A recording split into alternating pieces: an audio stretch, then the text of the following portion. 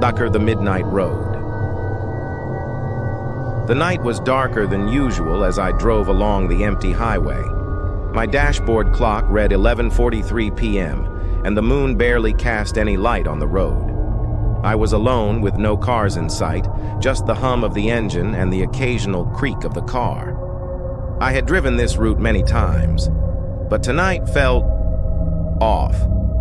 The trees swayed in the wind, their branches reaching out like skeletal fingers. My headlights illuminated the narrow, winding road ahead. Exhaustion tugged at me, and I considered pulling over, but something inside pushed me to keep going. That's when I saw her. A woman standing on the side of the road dressed in white. Her back was to me, her long black hair blowing gently in the wind. She didn't move as I approached. My instinct told me to stop, but something deep inside warned me not to. I sped up and passed her, glancing in the rearview mirror.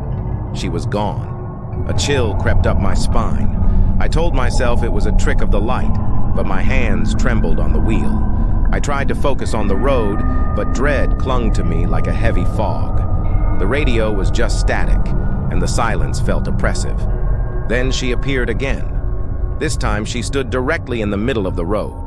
I slammed on the brakes, my car screeching to a halt just feet from her. My headlights illuminated her fully. Pale skin, hollow black eyes, and a twisted, unnatural smile. My heart raced, and my breath caught in my throat. I reversed the car, trying to get away, but no matter how far back I went, she stayed just at the edge of my headlights, unmoving, always there. Panic set in. I floored the gas, swerved around her, and glanced in the rearview mirror. She was gone again.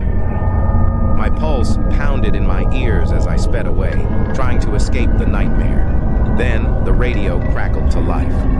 At first, it was just static, but soon, faint whispers emerged, distorted, unintelligible voices.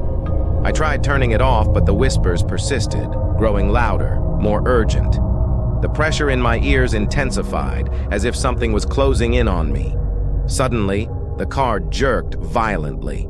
I fought the steering wheel, but the road seemed to warp beneath me.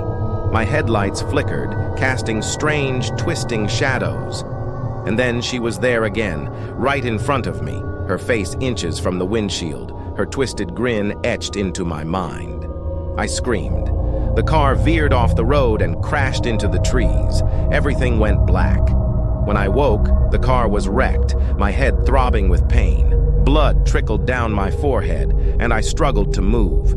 I turned my head, fear gripping me, as I saw her standing right outside my window, her black eyes locked on me. Her hand pressed against the shattered glass, and her smile grew wider. The last thing I heard was her whispering my name. Then, darkness swallowed me whole.